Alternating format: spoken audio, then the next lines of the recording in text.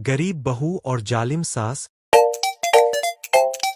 एक छोटे से शांत गांव में, जहां चारों तरफ हरियाली और सुकून भरा माहौल था, वहां एक बूढ़ी सास अपने 2 बेटों और 2 बहुओं के साथ रहती थी। घर बाहर से तो बहुत अच्छा लगता था, लेकिन अंदर का माहौल उतना ही कड़वा था। बड़ी बहू एक अमीर घराने से आई थी। वह सुंदर कपड़े पहनती, कम काम करती और सास की हर बात में हाँ मिलाती थी।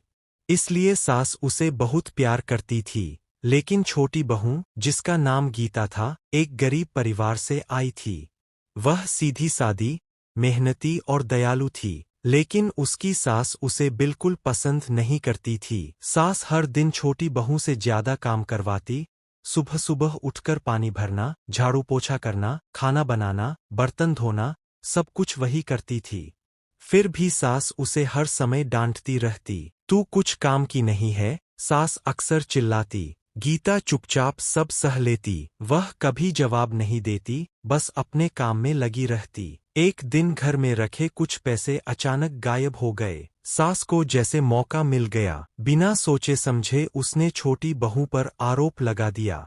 तूने ही चोरी की है, सास गुस्से में बोली। गीता की आंखों में आंसू आ गए। नहीं मां जी, मैंने कुछ नहीं लिया। लेकिन सास ने उसकी एक नहीं सुनी। उसने गुस्से में आकर गीता को घर से बाहर निकाल दिया। बेचारी गीता रोती हुई गांव से दूर जंगल की तरफ चली गई। उसके पास ना खाना था, ना कोई सहारा। वह एक पेड़ के नीचे बैठकर रोने लगी। तभी वहां एक बूढ़ी औरत आई। उसके चेहरे पर दया और शांति थी। बेटी, क्यों रो रही हो? उसने प्यार से पूछा।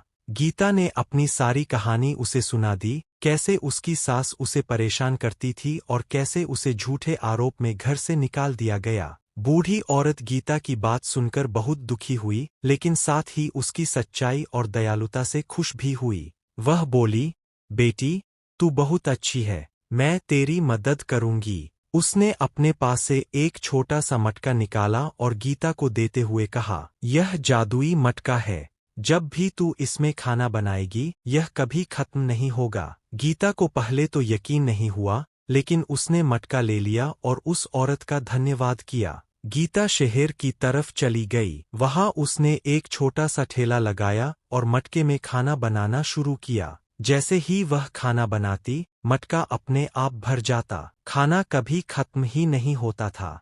धीरे धीरे लोग उसके खाने की तारीफ करने लगे। उसका ठेला बहुत मशहूर हो गया। कुछ ही समय में गीता ने अच्छी कमाई करनी शुरू कर दी और वह एक सम्मानजनक जीवन जीने लगी। उधर गांव में सास और बड़ी बहू की हालत खराब होने लगी। घर में पैसे खत्म हो गए और झगड़े बढ़ने लगे।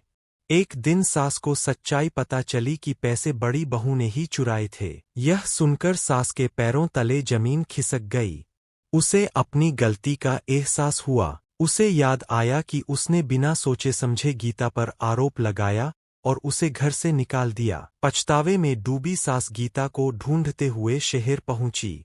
वहां उसने देखा कि गीता अब एक सफल और खुशहाल जीवन जी रही है। सास उसकी तरफ गई और आंसू भरी आंखों से बोली, बेटी, मुझे माफ कर दे, मैंने तुझसे बहुत बुरा व्यवहार किया। तू सच में बहुत अच्छी है। गीता ने अपनी सास की हालत देखी। उसका दिल पिघल गया। वह बोली, मां जी, कोई बात नहीं, मैं आपको माफ करती हूँ। गीता ने अपनी सास को अपने साथ रहने के लिए बुला लिया। धीरे धीरे सब कुछ ठीक हो गया। सास ने भी अपनी गलती से सीख ली और अब वह दोनों बहुओं के साथ बराबरी से व्यवहार करने लगी।